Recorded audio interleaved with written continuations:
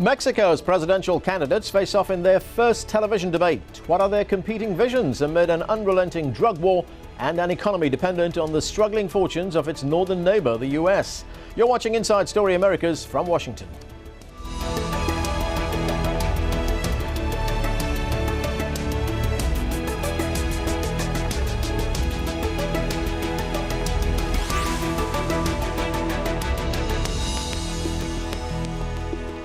Hello, I'm Anand Naidu. The opposition PRI's candidate, Enrique Pena Nieto, has maintained a double-digit lead in opinion polls. He's given few details about his proposals. Instead, he's seeking to capitalize on widespread discontent within the ruling PAN party. At least 60,000 people have been killed in drug violence since December 2006, when President Felipe Calderón ordered a military crackdown on drug cartels. PAN candidate Josefina Vázquez Mota is struggling to defend the party's record as violence continues to surge. On Friday, 23 bodies were discovered in the city of Nuevo Laredo, including 5 men and 4 women hanging from a bridge. Pena Nieto is also drawing attention to the sluggish pace of economic growth in the past decade under PAN rule. Industrial production has surged in recent months thanks to some improvement in the U.S. economy, but that also makes Mexico vulnerable to the uncertainties of its northern neighbor.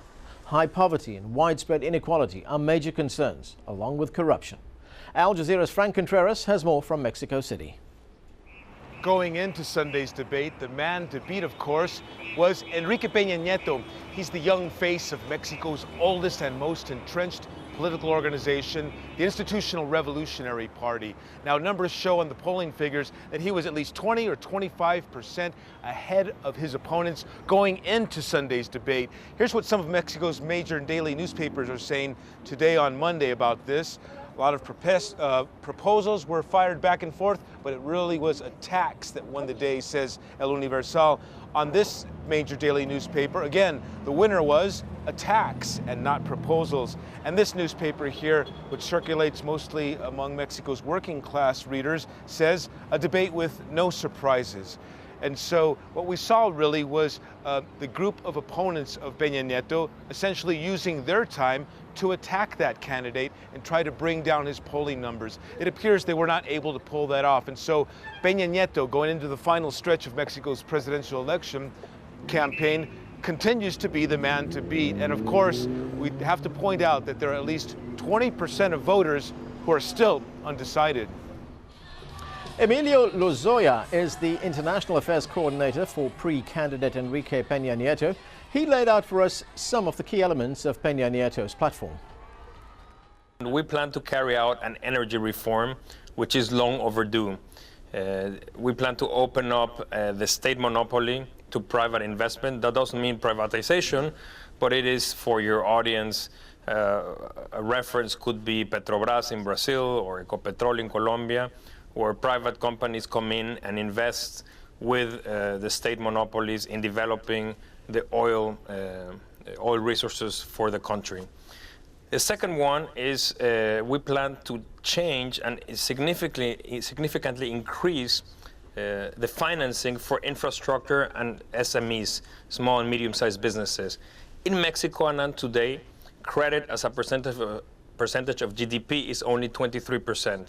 This is half that of what Brazil lends to its economy, 1/4 of what Chile lends to its economy, to give you just a few regional examples. This offers tremendous opportunities for Asian companies to come in and co-invest along Mexican companies, for example. It is also interesting or important for our economy to diversify itself, because being only linked to the U.S. or 80% of our trade is neither good for us, nor for the American economy. Okay, let's look at the security situation for a moment. Specifically, what kind of changes can we expect under a PRI government insofar as taking on the drug cartels are concerned? We would provide jobs, more jobs and more growth. I mean, this is, in our opinion, the best weapon to fight organized crime and security. But that said, we need to deal with the current problems. And we have what we think is going to be a much more efficient strategy. One is a significant increase in investment in intelligence. We do hope to have more intelligence sharing with our American counterparts. we need to boost our investment also in general in security equipment. We will leave the military in the streets for some time, but the goal is to slowly take the military out of the street and but increase. But in that respect, sorry, I'm going to have to disturb you there. In that respect, will you continue the policies of the current president, Felipe Calderón? Well, some of them, but we will make them more efficient. You know, in 5 years, more than 50,000 people have lost their lives in our country. So we need to reduce violence. In general, the army is not fully equipped to deal with civil society problems. We need to have a much higher amount of federal police forces that can deal with these issues. They need to be better trained. And the reality is that the current government should have thought about these things before deploying them out on the street. So we are absolutely committed not only to continue, but to enhance the fight against organized crime. So is a Pena Nieto victory inevitable in the Mexican presidential election? Joining me from Mexico City is opposition politician and former Secretary of Foreign Affairs, Manuel Camacho Solis.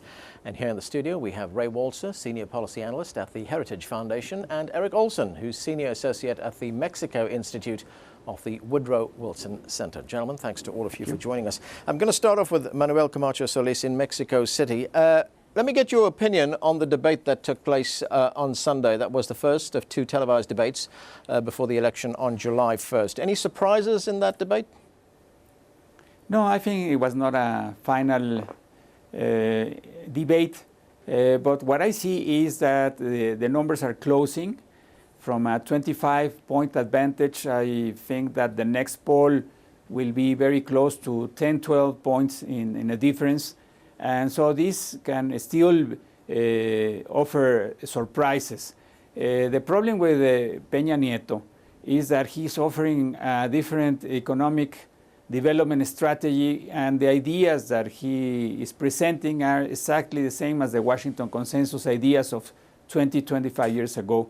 And he's offering a different policy in terms of security when now the main areas where the problem is concentrated, where there is more violence in the country, are precisely the states where pre-governors have won elections. And in the case of his state, the state of Mexico, the number of killings has grown very, very fast in the last 5 years when he was governor of the state. So what is he offering different? The same ideas in the economy and the same practices in security. Therefore, there is a need to discuss these policies, and I hope that the country will have a chance of having more debates to which Mr. Pena Nieto has already denied the possibility of really participating in an open campaign. He is all the time trying to protect himself. Okay, Ray Walser, there we heard there that the poll numbers are closing and that Pena Nieto is not offering anything new. Well, it's an interesting take. I think that he is playing a relatively conservative hand. I don't think that the program as described by Mr. Lozoya is a radical one. I think that what he's trying to do is to sort of move the political agenda to the center and yet argue that he is a different candidate from either of the two, sort of putting them, I think, either on the extreme, the failed model of the PAN, or the unexpected sort of quote-unquote more radical change that the PRD would represent. So I think my understanding is he's positioning for the center. He is, in many respects, I understand, more popular than his own party. So he's trying to, I think, attract voting by his personality rather than his platform. Eric Olson, do you think those numbers, those poll numbers, are going to close, or is that just hopeful thinking on the part of the opposition? They've tightened a little bit, but they really have not made major changes. And in fact, the real movement is between second and third. And there's been, you know, some polls having Andrés Manuel López Obrador in second place, Josefina. You know, they've tightened down from 20 maybe to 15 and 13 in some cases. I think the problem for the two challengers to Pena Nieto's lead is that the calendar is so short. we're really less than 60 days away. We're almost at the 45-day mark, actually. There's one more scheduled debate.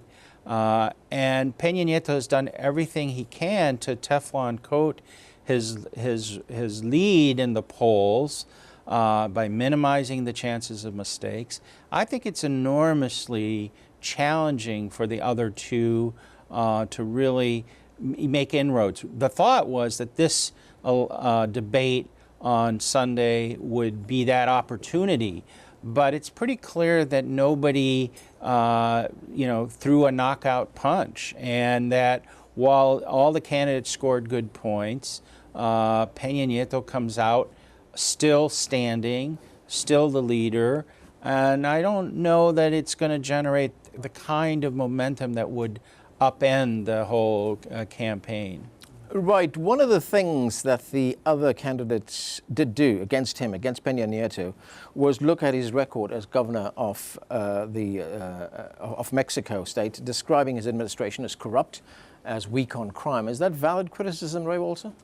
Well, I'm not strongly familiar with the record there. I understand that one of the things that he made his strong point was the capacity to sort of say, look, I've made a contract, I'm doing these specific projects. He was infrastructure developments, sort of improvements there. I think he had a good sort of PR there. I would not want to validate that generally the Estado de Mexico, like Mexico City, has for the most part been outside the major areas of the crime war.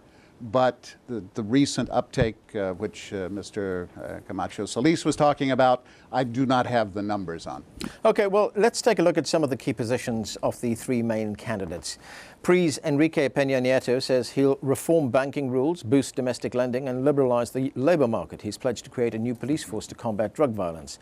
The ruling PAN's Josefina Vazquez Mota also promises to overhaul labor laws. She says she'll shift the security focus away from trafficking and towards the victims of drug violence. And the leftist candidate Andrés Manuel López Obrador says he'll withdraw the military from the streets within 6 months. He's calling for more subsidies for the poor and increased access to credit for farmers. Let's go back to Manuel Camacho Solis in Mexico City. Did Josefina Vazquez Mota have difficulty during this debate trying to defend the party's record?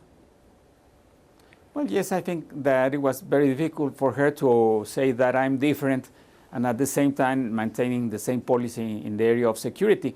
But what you were asking before is very important, the numbers. Pena Nieto is talking about making Mexico more competitive, and the state of Mexico has the number 28th among 32 states in Mexico. In corruption, it's at the top, and in security, the state of Mexico is surrounding Mexico City. The numbers of the state of Mexico are much inferior than the numbers of Mexico City. So there is an experience, there's a practice, and he has to respond to that because yes, I agree, he has a magnificent PR, a lot of money spent, alliances with interest groups, but that is not enough to govern a country which is living in such a deep crisis of violence and with such big problems of inequality and social exclusion. Eric Olson, is that record that Pena Nieto has in Mexico State, is that going to prove to be a problem for him? I suspect not. I think, these kinds of elections are decided on bigger, themes and impressions. I think he has positioned himself as, a new, young, dynamic, reformist PRI. I'm not saying that he is, but that's certainly how he's marketed himself. It's enormously appealing to an electorate in Mexico that's overwhelmingly young. I believe roughly 14 million Mexicans are voting for the first time in this election. So he has that ability to connect to the younger generation. I don't think at the end of the day this election is going to be decided on policies in the state of Mexico. Maybe it should be, but that's not how these elections are run. People are looking for broad themes, and I think, frankly, the other two candidates have had difficulty identifying and developing those themes in a way that has attracted people. Okay. Ray Walser, what did you make of Emilio Lozoya's statement there that when it comes to security in the country, especially on taking on the drug cartels, PRI will continue the policies of Felipe Calderon, and not just continue them, but intensify them? Well, again, I think that's a good message. I mean, I think from the U.S. perspective, and we really have to look, I'm a U.S. sort of security and national interest expert. I think that we want to see that partnership that has developed, that capacity of the two nations to work together. So he focused on particularly areas where there are considerable compatibility, particularly in the area of intelligence. Yes, we agree that the need to sort of give jobs and opportunities to Mexicans is one of the ways to attack it, and the Merida Initiative with its 4 pillars recognizes that particular point. And yes, we agree also that the military is not best trained to deal with law enforcement and drug-related problems. So I think it's a very rational, very balanced approach, and in many respects, I think it will be a sort of a modified continuation of of what President Calderon is doing right now. Okay, let me get the opinion of Mr. Camacho Solis. We heard there also Emilio Lozoya tell us that the best way to counter the drugs gangs will be to create jobs in Mexico. Is that going to be a lot easier to say than do? Yes, it's easy to say and it's very difficult to do. But in that point, I think many of us would agree. Now, the issue is which is the best economic policy for delivering the jobs and what kind of jobs. But the other part, I think that there is a problem with just thinking that you can defeat crime just by superiority in your police and military, because finally intelligence is also about this. There is a big vacuum in the need to reform the judicial system in Mexico and to define an orientation of really rule of law, because otherwise what we are going to be seeing is a lot of cases of violation of human rights, and at the end you are not strengthening the state or the rule of law. What you are strengthening is hate, violence, and it's never enough. So there is a need to look also at the area of honesty, of anti-corruption policies, of how judges are going to deal with this coordination, a new relation between governors and the federal government. So I don't think this is just a matter of just spending more money in intelligence. It's a matter of re-engineering of our institutions to strengthen democracy, rule of law, and to really offering the youth a new approach different from what we are seeing right now. Do you agree with that, Eric Olson? What's needed is a radical overhaul? Yeah, I think there's no magic bullet. There's no simple solution to the problems of crime and violence in Mexico, and you need a very diverse set of policies that will deal with the socioeconomic needs, the institutional needs, the problems with the police, but also within extraordinarily weak judiciary and prosecutors that are not carrying out prosecutions. There's roughly 98% of cases don't end up in sentencing. So that means a lot of cases really just linger in the court systems or in the prisons. But you need strong and competent police. The challenge in Mexico is less at the federal level, though, than it is at the state and local level. And that's where it's difficult to see how you build and train professional police at the municipal, at the local level, that are capable of taking on well-funded, well-organized criminal groups. That's the challenge. I think all the candidates have presented a pretty broad view of the needs. The question is who's going to be able to deliver on those, who's going to actually fulfill those commitments. Ray Walser, sorry, go ahead. Yes, if you permit me to say something. Absolutely. I think that he's right. I would agree with what he has said. But who is going to be able to do it?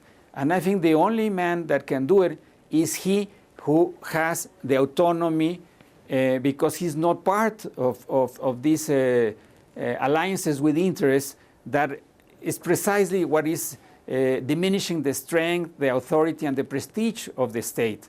So we need somebody who is not part of these alliances, who is not part of this agreement with interest groups that will regain the authority of the state, the prestige, the legitimacy of the democratic institutions of the country. Otherwise, none of this will be able to be done.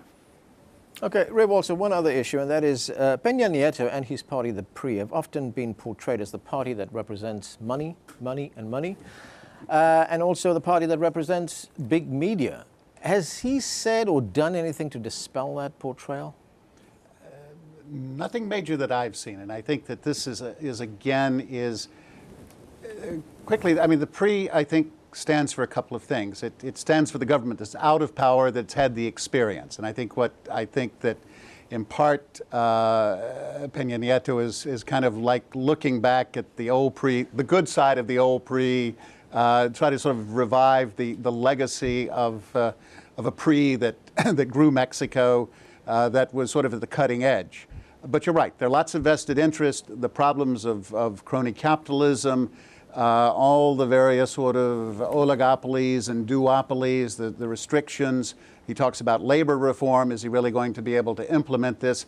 I mean, you really need to sort of begin to reconstruct the Mexican economy, and the tradition is that getting it done in a political sense and also getting it done with the economic interests that be is not an easy task. Okay, let's go back to Mr. Camacho Solis. The next debate, June 10th, that's the second and final debate before the election. What do these candidates have to do before that debate? Well, I think that they have to present more clearly what they really are, who they have been. I mean, it's a matter, I agree, it's not of technocratical details. It's a matter of character, of vision, and finally, who is really offering some hope for a country that has lost hope very openly. So I think that what will make the difference at the end is if people think that, as somebody has said in your program, Peña is really a reformer, which I think he is not, or if López Obrador is able to present himself as somebody with the capacity to govern above all the interests or not. So I hoped that it's not only a very constrained debate, what we will have, but a more open debate. What we have seen in the French elections, I think, would be an example of what we would need. Not so many controls, not so many sound bites, but a lot more really conversation and presentation of who the candidates really are. Okay. Eric Olson, is it also going to be a time for Pena Nieto to stop just relying totally on the fact that the current party in power is so unpopular and get more, give us more specifics, more details on what his policies are? Well, when you're a 12 to 15 point front runner, there's not a lot of incentives to give more detail. I mean, that's the honest truth. That happens in this country, that happens everywhere. It's yours to lose, and so you know there's a tendency to be cautious. I think the challenge for him is not to be so cautious that the impression is he's avoiding interacting with people. That would be damaging to his chances. My own gut feeling is that in the next 2 to 3 weeks, one of the two challengers, be it Josefina Vázquez Mota or Andrés Manuel, will begin to emerge as the principal alternative to Enrique Pena Nieto. I don't expect either of those two challengers to drop out, but right. I think people will start to coalesce, see one as an alternative, a viable alternative, and a lot more independents go that direction. Whether that will make the difference enough to make this, a close and exciting race? I don't really know at this point. We're going to have to leave it there. Gentlemen, thanks to all of you for joining us. And that is it from the team here in Washington, D.C. for now. Don't forget to follow us on Twitter and Facebook, where you can find more information about the program. And of course, we want to hear from you. Tell us what stories you think we should be covering. Send your ideas directly to us at insidestory@aljazeera.net. Thanks for watching.